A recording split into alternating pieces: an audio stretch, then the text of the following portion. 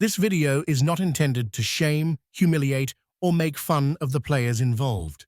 Rather, it is to highlight these games in an educational and entertaining fashion. So the first game that we have is Mr. Diaz against Mr. Benavides. And the game began with Mr. Diaz having the white pieces and Mr. Benavides with the black pieces. Mr. Diaz opens with e4, followed by e5, knight to f3, knight to c6, bishop to c4, known as the Italian opening, followed by knight to f6, and knight to g5. And the idea of this move is to do a fried liver attack, attacking f7 twice and preparing to fork the queen and the rook with a knight. And right here, Mr. Benavides plays the move knight takes e4, which is a very tricky move because you open up the scope of the queen attacking this knight, but you also hang a knight here. And still, white still has ideas on f7. And right here, Mr. Diaz, obviously seeing that he can fork on f7, plays knight takes f7, which actually is another blunder. Because actually bishop takes f7 is best, and the king is forced out. And if you take the knight here, for example, then you just lose the queen. So that's not good. So after d4, you kick the knight out, and overall this position isn't too bad, and white is just better here because black's king is out in the open, and white has more central control. But knight takes f7 actually fails to queen to h5, and the queen escapes the fork and attacks the pawn on f2, which means that black is threatening checkmate. For example, if you take the rook, you just get checkmated, and that's not good. Right here, Mr. Diaz played knight takes f7 check, fork, and Mr. Benavides plays queen to g5, and this hangs a queen in one go, which Mr. Diaz found and takes the queen. And now Mr. Diaz is up a queen. We have some relatively normal looking moves. And right here, Mr. Diaz found a nice trick. This is a fork against the king and the knight. So right here, the knight is lost. And now Mr. Diaz is up a full queen. But Mr. Benavides keeps fighting. And Mr. Diaz manages to drive Mr. Benavides' king all the way to the other side of the board. See, just something. The king walked all the way from e8, here, here, here, here, here, here, and finally here. So this king really took a long journey. So after king to a5, Mr. Diaz forks the rook and the knight, and Mr. Benavides just takes the hanging knight in the corner. So Mr. Diaz takes the rook, and we have knight takes bishop on d5. So right here, Mr. Diaz is still winning. As you can see by the eval bar, it is plus 9.4. We have b3 check. The king tries to escape, and the king is gradually cornered. And Mr. Diaz is converting this quite well. But right here, Mr. Diaz misses a fork. See, Mr. Benavides, if he plays this pawn move here, then the two rooks are forked. And let's say this rook moves here, then Mr. Benavides will have a rook and a bishop for a queen and a rook, which isn't as bad as before. But instead, after a rook here, Mr. Benavides misses the fork and takes the pawn on c2. Mr. Diaz takes the pawn with a rook, sacrificing a rook. But unfortunately, Mr. Benavides does not see the hanging rook and moves his king, which leads to a forced checkmate. So that was the first game. Next, we have Mr. Zioli versus Miss Cascioli. And this game was just as wild. So it also opened with e4, from Mr. Zioli, and Ms. Cascioli responds with e5. Knight to f3, and we have bishop to b4. So this move is given an inaccuracy by the engine because this bishop really isn't doing much. It's not really attacking here, and it can easily be attacked with pawn moves.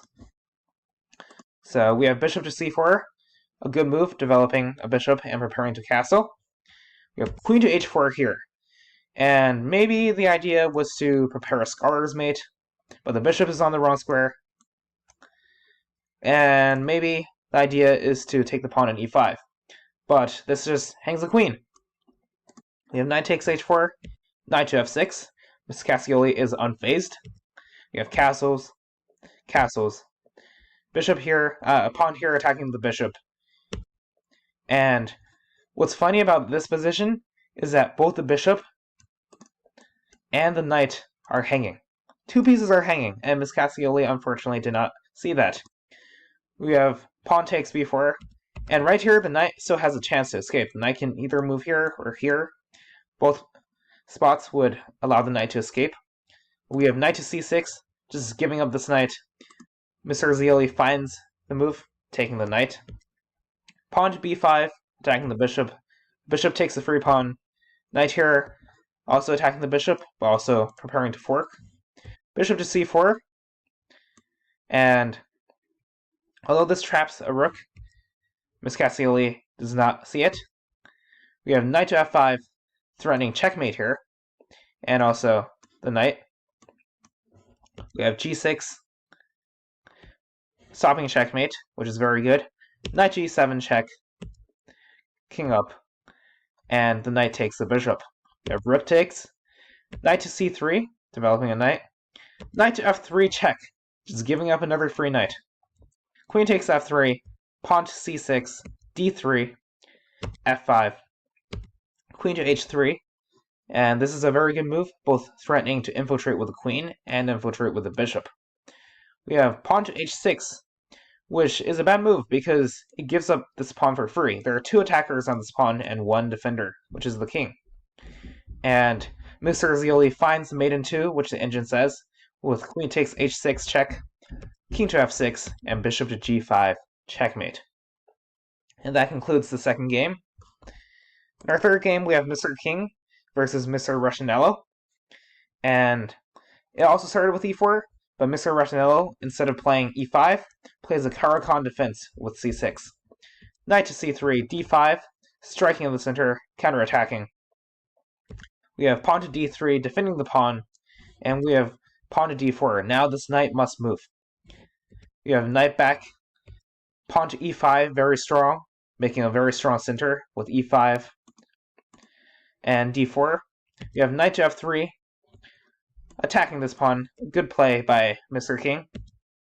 Bishop to g4, trying to get rid of this knight, but also hanging this pawn. And we have bishop to g5. And this move attacks the queen.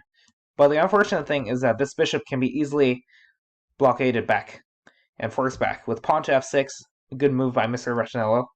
Bishop to h4, and right here you see the bishop is a bit offside, right?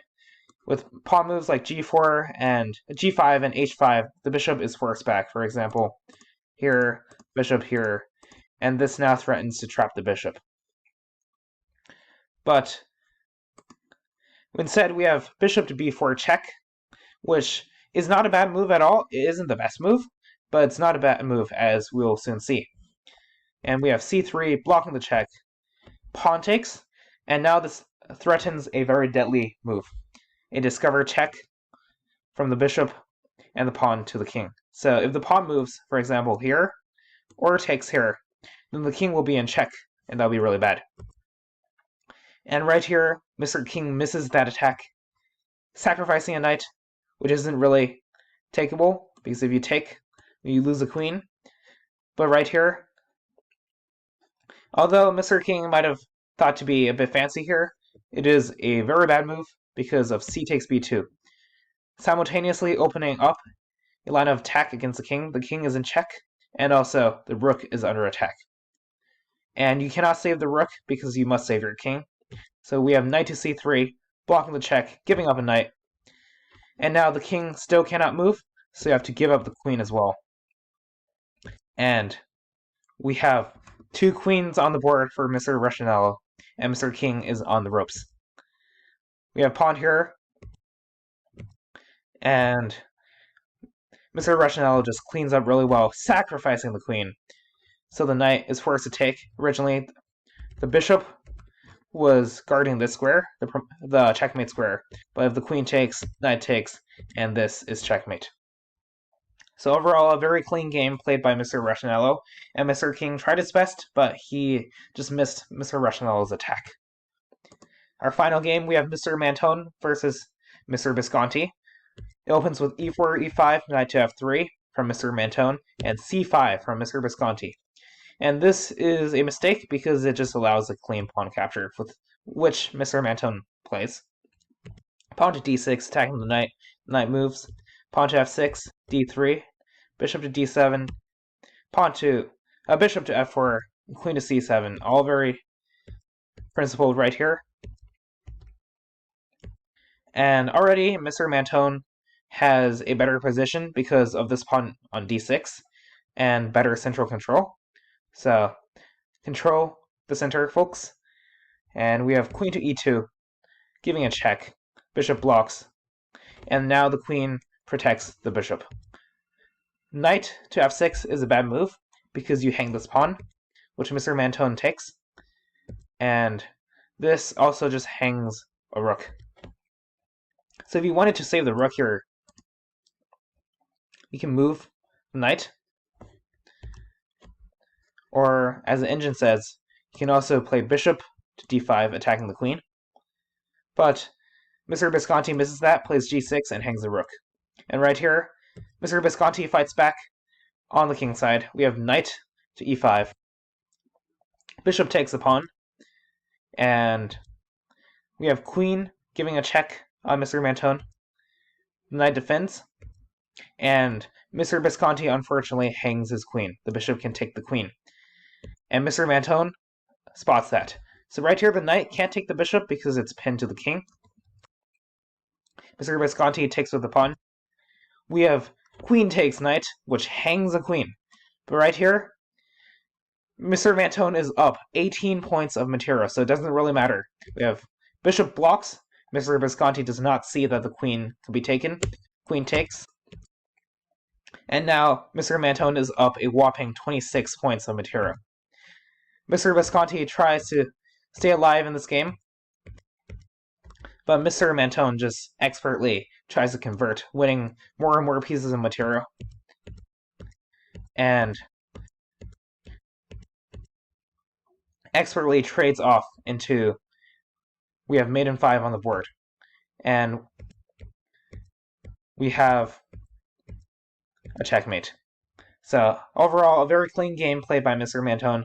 And Mr. Mantone is up 20 points of material. And Mr. Visconti just hung a rook and then got overrun a bit in the middle game. But overall, all of these teachers played really well. They fought really hard and they trained really hard. So a great job by all the teachers and all the coaches. Best of luck to the 4 teachers who made it to the semifinals, and keep practicing.